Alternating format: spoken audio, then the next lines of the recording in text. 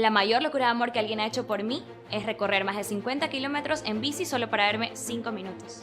Llenó mi habitación con 1000 posits con mensajes de amor en diferentes idiomas. Entró un día en mi trabajo y delante de mi jefe y mis compañeros se declaró. Flipé. Usó la megafonía del colegio para decir a todo el mundo que estaba enamorado de mí. Aprendí chino para poder hablar con mi familia. Se alistó en el ejército solo para estar conmigo. Contrató unos mariachis para que cantasen debajo de mi ventana. Nos conocimos en una boda y fue capaz de recorrer 5.600 kilómetros solo para verme una segunda vez. Después de 15 años, se afeitó la barba por mí. Me regaló 90 rosas, una por cada día que pasamos separados. Cada día, miles de personas demuestran su amor a través de una locura. Pero hay una persona, solo una, que sin duda hizo la mayor locura de amor. Y esa locura fue morir por mí. Fue perdonarme lo que nadie me ha perdonado. Perdonarme incluso lo que ni yo misma soy capaz de perdonarme. Y volverme a perdonar. Una vez. Y otra vez. Y 1000 veces más. Y 1000 veces más. La mayor locura fue quedarse para estar conmigo. Esperándome con los brazos abiertos. Todos los días. En las buenas y en las malas. Siempre. Siempre. Ofreciéndome su cariño. Ofreciéndome su comprensión. Su ternura. Su amistad. Sin pedirme nada a cambio. Nada a cambio. La mayor locura fue ser humillado, Traicionado. Maltratado. en mi nombre, Aceptando cada golpe. cada insulto, En silencio. Por mí. Por mí. por mí. La mayor locura de amor fue regalarme a su madre. Para que me ampare cuando esté en peligro. Para que me arrope cuando tenga frío. Me consuele si estoy hundido. Me llene de esperanza cuando todo parezca perdido. Me aconseje si no encuentro el camino. Para que cuide de mí. Para que interceda por mí. Para que interceda por mi familia. Para que ruegue por mí. Y ruegue por mí. Para que ruegue por nosotros. Para que esté más cerca de él. Para abrirme las puertas del cielo. Porque no hay un segundo que no piense en ti. Porque no hay un instante que no piense en ti. Porque nunca te dará por perdido. Porque nunca te dará por perdida. Porque eres única. Porque eres único. Porque su mayor deseo es que seas feliz. Porque quiere que seas feliz. Porque eres su hija. Porque es tu padre. Porque tú eres su mayor locura.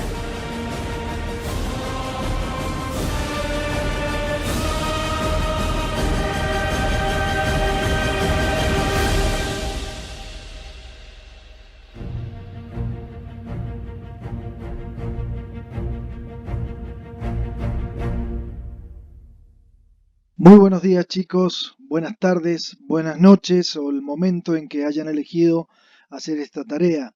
He querido arrancar esta clase que va a hablar sobre la expansión de la iglesia, recordándonos que la mayor locura de amor de la historia la ha cometido el mismo Dios que fue capaz de renunciar a su ser Dios para hacerse un hombre como cualquiera de nosotros y venir a dar la vida por cada uno de nosotros.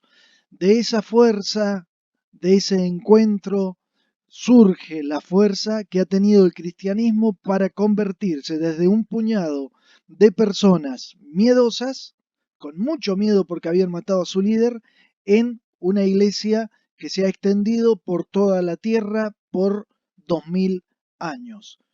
Así que vamos a hablar justamente de ese tema, la expansión de la iglesia. Todo comienza con un encuentro con Jesús resucitado. Los apóstoles, temerosos, escondidos, logran empezar a vencer ese miedo en ese encuentro con Jesús que ha resucitado. La muerte no ha tenido la última palabra. Hoy día está muy bueno que esto lo pensemos, sobre todo porque estamos entrando en la Semana Mayor de los cristianos, que es la Semana Santa. Hoy día ves las noticias y parece que la muerte tiene la última palabra y que la única manera es encerrarnos. Y está muy bien que tomemos medidas sanitarias para no contagiarnos, pero como cristianos no podemos ceder al miedo y al terror de pensar que la muerte tiene la última palabra, porque nuestro Señor con su resurrección nos ha dicho que la que tiene la última palabra es la vida. El que tiene la última palabra, en definitiva, es nuestro Dios. ¿Cómo comenzó todo? Habíamos estudiado la semana pasada, la última clase, al Espíritu Santo. ¿Quién es el Espíritu Santo? Y este Espíritu Santo, prometido por Jesús, tercera persona de la Santísima Trinidad, es derramado sobre este grupo de apóstoles reunidos con María en la fiesta de Pentecostés, que era una fiesta judía, pero que a partir de ese momento pasó a tener un carisma cristiano también, porque en ese primer Pentecostés cristiano el Espíritu Santo es derramado sobre los apóstoles y les da la fuerza necesaria para poder salir afuera a anunciar que Cristo, ese que había muerto, ha resucitado. Esto es lo que se conoce como el primer anuncio de la evangelización cristiana, que se dice con la palabra querigma, con K. Querigma significa este primer anuncio que salían a decir los apóstoles a los judíos. Estos que estaban temerosos, escondidos, ahora salen con mucha fuerza a decirle a sus conciudadanos que aquel que había muerto en una cruz, que lo habían bajado y lo habían enterrado, lo habían metido en una tumba, ese ha resucitado y ha resucitado con el poder de Dios porque es el mismísimo Hijo de Dios y es el Salvador y el Mesías prometido. En eso consiste el primer anuncio cristiano. Cristo, que ha muerto, ha resucitado para darnos la vida. Bien, ahí empieza entonces la expansión de la iglesia. Les voy a ir pidiendo, van a ver que hay un par de pantallas que dice en la carpeta, pongan en la carpeta la fecha en que hagan este trabajo, la frase de la semana que les pongo cada semana, título la expansión de la iglesia y vayan copiando nada más que las pantallas que yo les diga. Bien, ¿cuáles eran las características de estos primeros cristianos? Porque evidentemente los apóstoles salen, Pedro salió, en esta otra imagen que les mostraba recién, es una representación de cómo Pedro con los apóstoles salió a predicar y dicen que el día de Pentecostés lo entendían incluso los que hablaban otros idiomas. Y ese día fue tan fuerte la predicación, tan impactante lo que vivieron, que se bautizaron, dice el libro de los Hechos de los Apóstoles, que es donde está contada cómo fue el inicio, los albores de esta primera comunidad cristiana. Dice que se convirtieron 3.000 judíos, pidieron el bautismo. ¿Cuáles eran las cosas que tenían en común estos cristianos?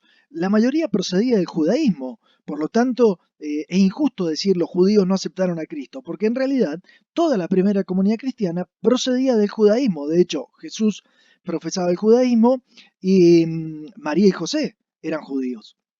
Por lo tanto, la mayoría de estos primeros neocristianos venían del judaísmo, creían que Jesús era el Hijo de Dios y Salvador, se bautizaban, se reunían en comunidades, celebraban la Eucaristía, como Jesús lo había pedido en la última cena, y escuchaban a los apóstoles.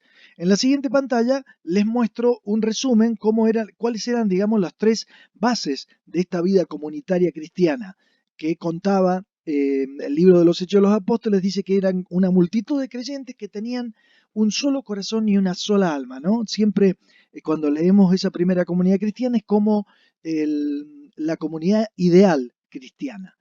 ¿Qué es lo que había de común entre ellos? Bueno, la comunidad, la comunión entre ellos, el amor fraterno, cómo se ayudaban, la relación con Dios, tanto yendo al templo de Jerusalén o juntándose en las casas para rezar o para escuchar la predicación de los apóstoles, la fracción del pan o Eucaristía o Santa Misa, como la decimos hoy, y aparece también, por supuesto, el rito de bautismo como un mandato directo de Jesús. Vayan, anuncien a todo el mundo la salvación y que sean bautizados en el nombre del Padre, del Hijo y del Espíritu Santo, y el que se bautice y crea será salvado.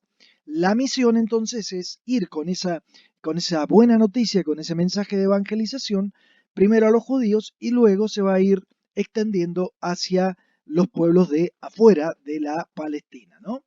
Pedro entonces es el que primero comienza junto con los apóstoles, pero también empiezan a tener algunos problemas. Acá les pido que se anoten estas citas que le he puesto acá del libro de los Hechos y que lo lean, porque algunas de las preguntas que le voy a hacer para el trabajito de autoevaluación van a aparecer algunas preguntas también sobre esto. Pero en definitiva lo que cuenta es que cuando salían a predicar, los judíos se volvieron a levantar y dijeron: ¿qué pasa con esta gente? Le matamos a su líder y resulta que ahora ellos siguen saliendo y encima siguen diciendo de que este líder ha resucitado. ¿Cómo es la cosa? Los metían presos, los golpeaban, los arrestaban para intimidarlos y que no siguieran. Sin embargo, la comunidad seguía creciendo, ¿no? como esa comunidad crecía, obviamente también surgían algunas tensiones internas a la comunidad, como por ejemplo que los apóstoles no daban abasto a predicar, pero también a atender a los pobres, a atender a las viudas, y es así que ya empiezan a elegir a personas piadosas, varones, y también algunas mujeres, y aparece el diaconado, los diáconos, los primeros diáconos, que significa servidor. Uno de ellos era un joven llamado Esteban. Dice la Biblia que era un hombre lleno de fe y lleno del Espíritu Santo. Esteban, un día predicando, es acusado de herejía, es lo que lo acusaban a los cristianos, lo llevan ante las autoridades religiosas judías. Él da valientemente testimonio de Jesucristo allí, pero lo condenan a muerte y muere lapidado. Es considerado el primer mártir de la iglesia cristiana, del cristianismo, este joven llamado San Esteban. Esto sí me gustaría que lo dejen en carpeta. Como saben, yo les he dejado un PDF con todas las pantallas para que después lo hagan tranquilamente. Bien, después de la muerte de Esteban, se empezó a ver como un movimiento de persecución hacia los cristianos. Esto hizo que muchos cristianos salieran de Jerusalén, salieran de Palestina y fueran a llevar la misión a distintos lugares, especialmente hacia el norte, hacia la región de Samaria, o más al norte, a la región de Cesarea, ya llegando a lo que sería la actual Turquía, ¿no? Este es un mapa del Imperio Romano en la época de Jesús, en la época en que vivieron los apóstoles. Como vemos, el Imperio Romano se asentaba básicamente alrededor del mar Mediterráneo, ¿no?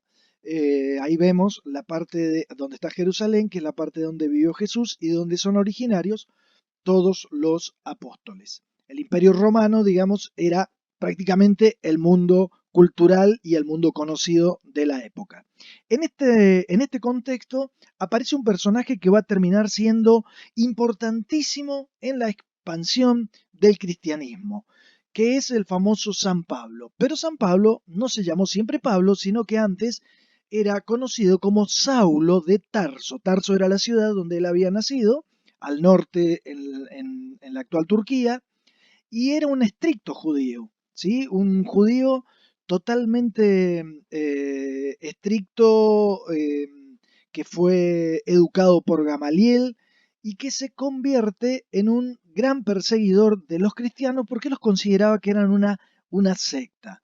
¿Qué papel jugó, pregunta esta placa, en la persecución de los cristianos? Porque, claro, iban de casa en casa arrestando a los creyentes, encarcelándolos, obligándolos a que blasfemaran de Jesucristo, que dijeran que no creían y demás. Y si no lo hacían, los mataban, ¿no?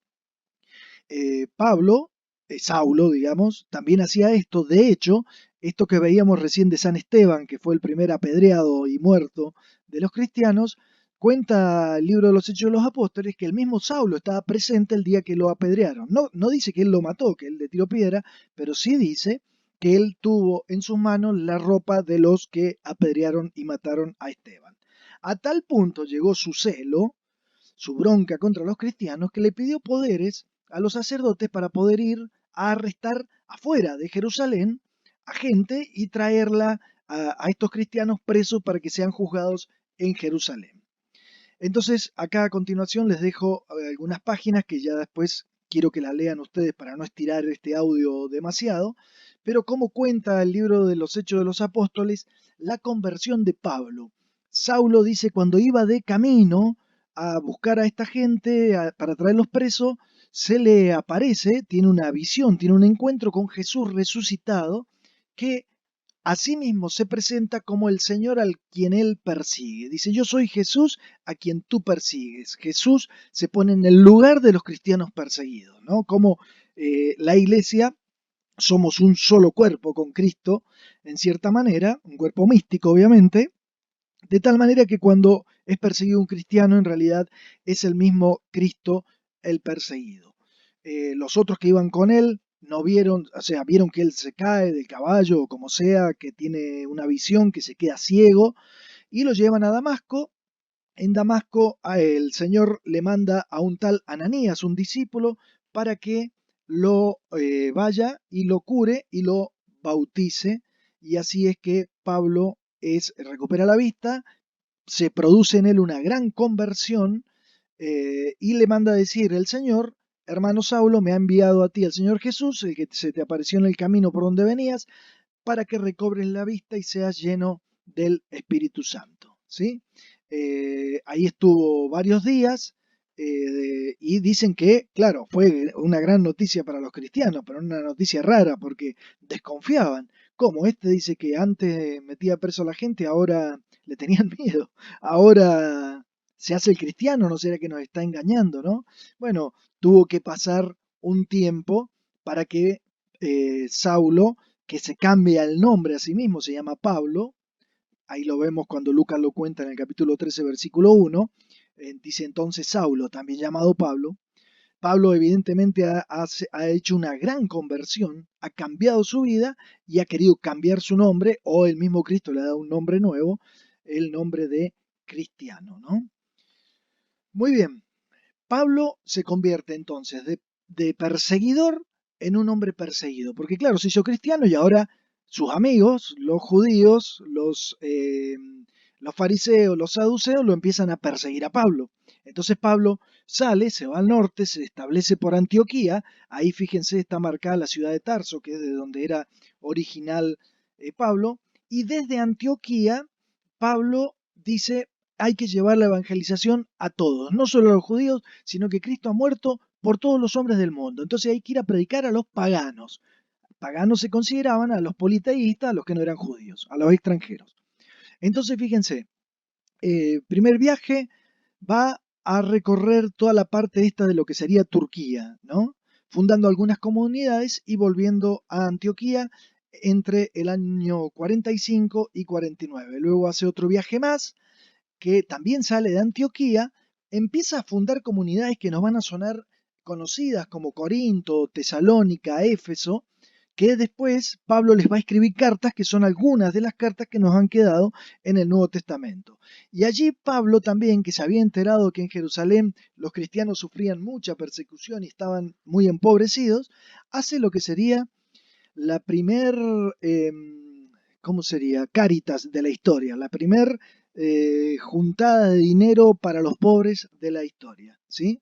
Y lo hace volviendo a Jerusalén y entregando esas ofrendas de las distintas comunidades. Allí en Jerusalén, cuando Pablo va, ocurre el primer concilio de la iglesia cristiana de la historia, el concilio de Jerusalén, donde se toma la decisión de que los cristianos que vienen del paganismo no hace falta que se hagan la circuncisión, sino que con el bautismo es suficiente la fe y el bautismo para ser considerados cristianos, y por eso la costumbre de la circuncisión no pasó al cristianismo.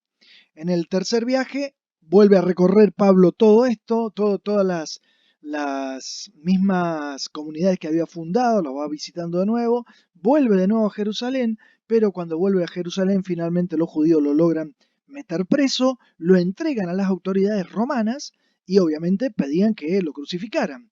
Pero Pablo dijo: no me pueden crucificar porque soy también ciudadano romano.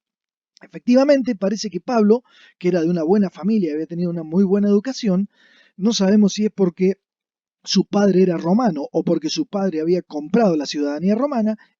Lo cierto es que él era judío, pero también era ciudadano romano. Entonces, ¿qué hace Pablo? Dice: apelo a la corte del César.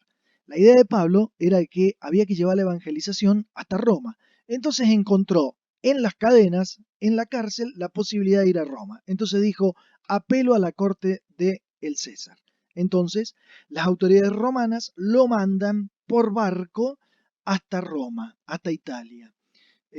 Pasan algunas cosas, acá en el medio, enfrente de la isla de Creta, los agarra una tormenta, el barco se hunde, pero se salvan todos porque Pablo reza al Señor para que no se muera nadie. Después siguen viaje en otro barco hasta que finalmente llegan a Roma. En Roma, Pablo estará varios años entre rejas y finalmente morirá. También en esa época va Pedro a Roma. Pedro es considerado el primer obispo incluso de Roma, así que también lo conocen en esa comunidad. Pero el emperador que surge en esa época, que es nada más ni nada menos que Nerón, desata una gran persecución contra los judíos y contra los cristianos, le echa la culpa de un incendio en Roma a los cristianos y mata a muchos cristianos que son martirizados, entre ellos San Pablo y San Pedro. Acá vemos un resumen de todos los viajes que hizo Pablo. Hizo varios miles de kilómetros en una época donde se podía viajar solo en barco, en caballo, carreta o a pie. Bien, también tenemos en el Nuevo Testamento de la gran obra misional de San Pablo, gran cantidad de cartas de Pablo a las comunidades. De acá les voy a pedir solamente que pongan las cartas y no pongan los años, no hace falta poner el año en que fue escrito. Simplemente decirle la particularidad de que estas 13 cartas, nosotros decimos cartas de San Pablo. Algunos estudiosos dicen que algunas de ellas son de San Pablo y otras serían de los discípulos de Pablo que han escrito, pero poniendo como autor al mismo Pablo porque eran sus enseñanzas, ¿sí? Pero eso es un detalle, son las que están subrayadas. Lo cierto es que nosotros las tenemos todas como las 13, como cartas de San Pablo, a comunidades o a personas, porque también le escribe a Timoteo, a Tito, que son personajes. Bien, ¿de dónde procedían y a dónde estaban destinadas las cartas? Bueno, se dice que estando en Antioquía le escribió a los Gálatas, que estando en Éfeso escribió la primera de Corintios, que estando en Macedonia escribió la segunda de Corintios y las cartas a Timoteo y a Tito, que estando en Corinto, acá en Grecia, escribió 2 cartas a los tesalonicenses, que están acá en el norte, y a los romanos, y desde Roma, ya en cadenas, habría escrito a los efesios, a los colosenses, a Filemón, a los filipenses y la segunda carta a Timoteo.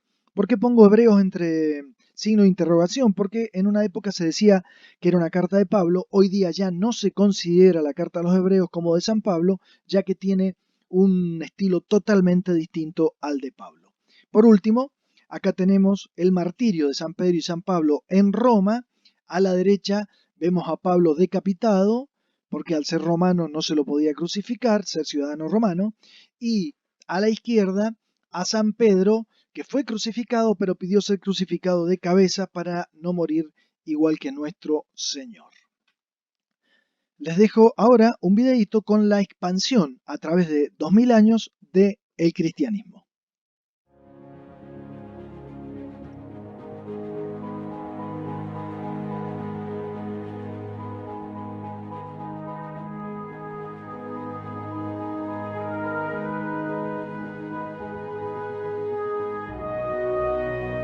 Fíjense cómo el cristianismo en color blanco fue expandiéndose, empezando desde Jerusalén y llegando a Europa y a parte de Asia. Y ya estamos acá en el año 600-700, cuando aparece el color verde, lo que sería el islamismo con Mahoma y sus seguidores, que llegan a invadir el norte de África, que antes era todo cristiano y ahora ya no, y el sur de la península ibérica.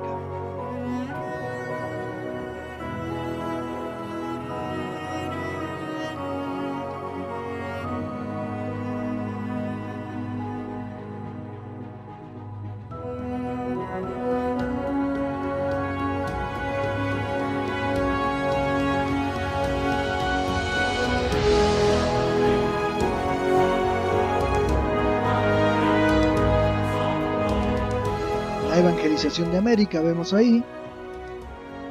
Vamos a ver cómo aparece ahí en rojo el comunismo, que directamente saca al cristianismo, luego la caída del comunismo, hasta el día de hoy, 2016 dice ahí, pero 2020 es más o menos lo mismo que estamos viendo. Muy bien, hasta aquí ha llegado la clase. Les voy a dejar entonces un trabajo práctico. Yo les voy a poner como fecha de entrega el lunes posterior a la Pascua, a la medianoche, ¿sí? No es para que hagan trabajos, se los iba a poner para el miércoles que viene, pero para que no me digan que son pocos días, se lo pongo hasta el otro lunes siguiente. No quisiera que hagan nada durante la Pascua. Dedícanse a vivir profundamente la Semana Santa. Yo les había dicho cuando empezamos, todo empezó con la locura de amor de Dios por cada uno de nosotros. Como decía San Leonardo, Dios nos ama de manera personal y eterna. Dios nos ama con nombre y apellido a cada uno de nosotros, y por cada uno de nosotros ha dado su vida, porque no hay amor más grande que dar la vida por sus amigos. Que pasen una bonita, profunda Semana Santa y felices Pascuas para ustedes y para su familia.